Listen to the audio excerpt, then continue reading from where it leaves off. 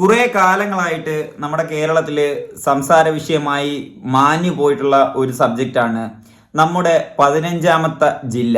അത് ഏത് ഭാഗത്ത് നിന്ന് ആയിരിക്കണം എന്നുള്ള ഒരു ചർച്ച, അങ്ങനെയുള്ള പഠനങ്ങൾ നിരവധി ഈ എയിം ചെയ്തു വെച്ചിരിക്കുന്ന ജില്ലകളിലെ ജനങ്ങളുടെ ഒരു വോട്ട് അവർ എത്ര പേർ അനുകൂലിച്ചുകൊണ്ട് ഒപ്പിട്ടിട്ടുണ്ട്. അങ്ങനെയുള്ള നിരവധി പഠന രീതികൾ, റിപ്പോർട്ടുകളൊക്കെ കേരള അതാത് സർക്കാർമാരിൽ കൊണ്ടെത്തിച്ചിട്ടുണ്ടായിരുന്നു. പക്ഷേ അത് പ്രാബല്യത്തിൽ എത്തിക്കുന്നതിൽ എല്ലാവരും ബാക്കടിച്ച് നിന്നു. അത് രാഷ്ട്രീയപരമായിട്ടുള്ള വീഴ്ചയ്ക്ക് അടിപറ്റുമെന്നുള്ള ഒരു വിചാരം കൊണ്ടായിരിക്കും, എൻ്റെ ഒരു നിഗമനം അങ്ങനെയാണ്.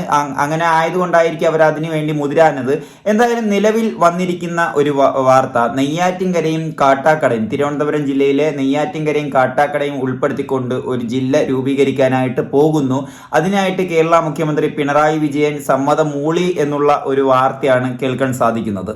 എന്തായാലും തിരുവനന്തപുരം ജില്ല വലിയ ഒരു ജില്ലയാണ്. നമുക്ക് എല്ലാവർക്കും അറിയുന്ന പോലെ തന്നെ ഭൂമി വിസ്തൃതത്തിൽ വലിയ ജില്ല തന്നെയാണ്.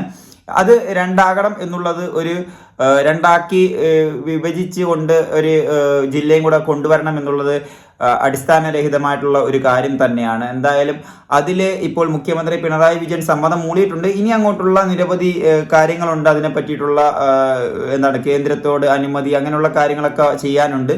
എന്തായാലും അത് വഴിയെ നടക്കട്ടെ എന്ന് പറയുന്നു. ഇനി എൻ്റെ ഒരു അഭിപ്രായം തിരുവനന്തപുരം ജില്ലയെ രണ്ടാക്കുന്നതിനേക്കാൾ മുന്നേ പാലക്കാട് ജില്ലയെ രണ്ടാക്കണം എന്നുള്ളതാണ്. കാരണം പാലക്കാടിന്റെ വിസ്തൃതി എന്ന് പറഞ്ഞാൽ തമിഴ്നാട് അതിർത്തിയിൽ ടച്ച് ചെയ്ത് കിടപ്പുണ്ട്, തൃശ്ശൂർ അതിർത്തിയിൽ ടച്ച് ചെയ്ത് കിടപ്പുണ്ട്. അങ്ങനെ ഒരു വല്ലാത്ത ഒരു ഭൂമി വിസ്തൃതമായി പോകുന്ന ഒരു ജില്ലയാണ് പാലക്കാട് ജില്ല. അപ്പോൾ ഈ പാലക്കാട് ജില്ലയെ എങ്ങനെ അതാകും രണ്ടാക്കുന്നതിൽ ഏറ്റവും കൂടുതൽ ഉചിതമാകുന്നത് എന്നുള്ളതാണ് എൻ്റെ ഒരു കാഴ്ചപ്പാട്. അപ്പോൾ തിരുവനന്തപുരം ജില്ലയെക്കാൾ മുമ്പേ പാലക്കാട് ജില്ലയെ പരിഗണിക്കേണ്ടതായിരുന്നു. പക്ഷേ ഇപ്പോൾ തിരുവനന്തപുരത്തേക്കാണ് വരുന്നത്. പിന്നീട് എൻ്റെ ഒരു വ്യക്തിപരമായിട്ടുള്ള അഭിപ്രായം എന്തെന്നാൽ മലപ്പുറം ജില്ലയെ രണ്ടാക്കാൻ ഏറെക്കുറെ സാധ്യതകൾ ഉണ്ടായിരുന്നു. കാരണം മലപ്പുറത്ത് ജനസംഖ്യ കൂടുതലാണ്. അപ്പോൾ നമുക്കെല്ലാവർക്കും അറിയാം, ഇവർ ഉദാഹരണമായിട്ട് ഇതിനു മുമ്പ് പറഞ്ഞിരുന്ന, നമ്മുടെ കേരള സർക്കാർ പറഞ്ഞിരുന്ന ഒരു കാര്യമുണ്ട്. ഒരു സ്കൂൾ ക്ലാസ് റൂമിൽ ഒരു 60ഓളം കുട്ടികൾ 80ഓളം കുട്ടികൾ ഇരുന്നാൽ ആ ഒരു മണിക്കൂർ അവിടെ പഠിപ്പിക്കുന്ന മാഷിന് അവിടെയുള്ള കുട്ടികളെ മൊത്തത്തിൽ വീക്ഷിക്കാനോ അവർക്ക് വേണ്ടുള്ള ഡൗട്ടുകൾ അവരെ ചോദിക്കുന്നതിന് മറുപടി പറയാനോ ഉള്ള ടൈം കിട്ടില്ല. അതുകൊണ്ട് തന്നെ അതിനെ ഒരു തിരിച്ചുകൊണ്ട് ഒരു റൂം തിരിച്ചുകൊണ്ട്, അവരെ ക്ലാസ് റൂമുകൾ തിരിച്ചുകൊണ്ട് വിഭജിച്ചിരുത്തിയിട്ട് ഒരു 20 കുട്ടികൾ 30 കുട്ടികൾ എന്ന രീതിയിൽ ഇരുത്തി കഴിഞ്ഞാൽ എല്ലാവരെയും കമ്മ്യൂണിക്കേറ്റ് ചെയ്യാൻ വേണ്ടി സാറന്മാർക്ക് പറ്റുമെന്നുള്ള ഒരു ഉദാഹരണം പറയുന്നത് കേട്ടോ. അതുപോലെ തന്നെയാണ് മലപ്പുറം ജില്ലയുടെ കാര്യം. മലപ്പുറം ജില്ലയിൽ ജനസംഖ്യ കൂടുതലാണ്. അപ്പോൾ മലപ്പുറം ജില്ലയെ ഈ പാലക്കാട് കഴിഞ്ഞാൽ മലപ്പുറം ജില്ലയാണ് പിന്നെ ഗവൺമെന്റ് നോക്കേണ്ടത്. അവിടെ രണ്ടാക്കി കഴിഞ്ഞാൽ നമുക്കറിയാം, അവിടെയുള്ള ജനങ്ങൾക്ക് എല്ലാ കാര്യങ്ങളിലും പെട്ടെന്ന് ആധിപത്യം സ്ഥാപിച്ചെടുക്കാൻ ഒക്കും. എന്ന് വെച്ച് കഴിഞ്ഞാൽ ഒരു കാര്യം സാധീകരിക്കാനായിട്ടൊരു ഓഫീസിലേക്ക് പോയി കഴിഞ്ഞാൽ അത് പെട്ടെന്ന് സാധീകരിക്കാനായിട്ട് സാധിക്കും. അവർക്ക് ജനങ്ങൾക്ക് എന്ത് കാര്യം ആവശ്യമുണ്ടോ അതെല്ലാം സുതാര്യമായിട്ട് നല്ല എളുപ്പത്തിൽ സാധിച്ചെടുക്കാൻ സാധിക്കുന്ന ഒരു കാര്യം അവിടെ ഉണ്ടാകും. നമുക്ക് എല്ലാവർക്കും അറിയാം, ജനങ്ങളുടെ ക്ഷേമത്തിനായിരിക്കണം എന്ത് കൊണ്ടുവന്നാലും അത് ചെയ്യേണ്ടത്. പക്ഷെ മലപ്പുറവും പാലക്കാടും ഇവർ ഉപേക്ഷിച്ചിട്ട് നേരെ പോയിരിക്കുന്നത് ഇപ്പറഞ്ഞ കണക്ക് തിരുവനന്തപുരത്തേക്കാണ്.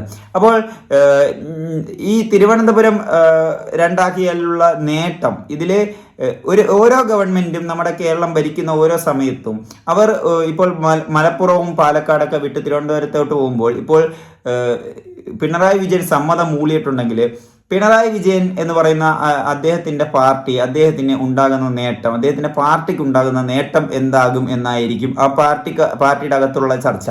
അപ്പോൾ തിരുവനന്തപുരത്ത് ഏറ്റവും കൂടുതൽ ആധിപത്യം സ്ഥാപിക്കാൻ പറ്റുന്ന ഒരു ജില്ലയും കൂടി അഡീഷണൽ വന്ന് 15 ജില്ലയായി കഴിഞ്ഞാൽ അവിടെ ഏറ്റവും കൂടുതൽ ആധിപത്യം സ്ഥാപിക്കാൻ സാധിക്കുന്നത് ഇപ്പോൾ CPM അത് അവർ ചിലപ്പോൾ സമ്മതം മൂളും. നേരെ മലപ്പുറം രണ്ടാക്കി മുറിച്ചു കഴിഞ്ഞാൽ ഈ പറഞ്ഞ കണക്കുള്ള ഒരു ആധിപത്യം അവർക്ക് സ്ഥാപിക്കാൻ ഒക്കില്ല. നമുക്ക് എല്ലാവർക്കും അറിയുന്ന പോലെ തന്നെ മലപ്പുറത്ത് ലീഗ് കഴിഞ്ഞാൽ പിന്നീട് അവിടെയുള്ള ജനങ്ങൾ അക്സെപ്റ്റ് ചെയ്തിട്ടുള്ളത് ഈ പറഞ്ഞ കോൺഗ്രസ് ആണ്. അപ്പോൾ മലപ്പുറം രണ്ടാക്കി കഴിഞ്ഞാൽ ഒന്നും കൂടി ഇടതുപക്ഷത്തിന് ആഘാതമേക്കത്തേ ഉള്ളൂ. അതുകൊണ്ട് തന്നെ മലപ്പുറത്തോട്ട് അവർ ചിന്തിക്കില്ല. അപ്പോൾ നമ്മളൊരു ജില്ല രണ്ടാക്കുമ്പോൾ അതിൻ്റെ രാഷ്ട്രീയ വശങ്ങളിലൂടെ സഞ്ചരിച്ചുകൊണ്ട് നേതാക്കൾ തീരുമാനങ്ങൾ എടുക്കുന്നത് ആണ് എന്നുള്ളതാണ് ഇവിടെ വസ്തുതയായിട്ട് എൻ്റെ മുമ്പിൽ എനിക്ക് വ്യക്തിപരമായിട്ടുള്ള അഭിപ്രായം. ജനങ്ങളുടെ ക്ഷേമമല്ല നോക്കുന്നത്, ജനങ്ങളുടെ നേട്ടമോ സംസ്ഥാനത്തിൻ്റെ വളർച്ചയോ ഒന്നുമല്ല. ഇവിടെ രാഷ്ട്രീയത്തിൽ എങ്ങനെ നേട്ടമുണ്ടാക്കാം എന്നുള്ളതാണ് നമ്മുടെ സംസ്ഥാന സർക്കാർ. ഏത് സർക്കാർ ഇരുന്നാലും അത് തന്നെയാണ് ചെയ്യാറ്.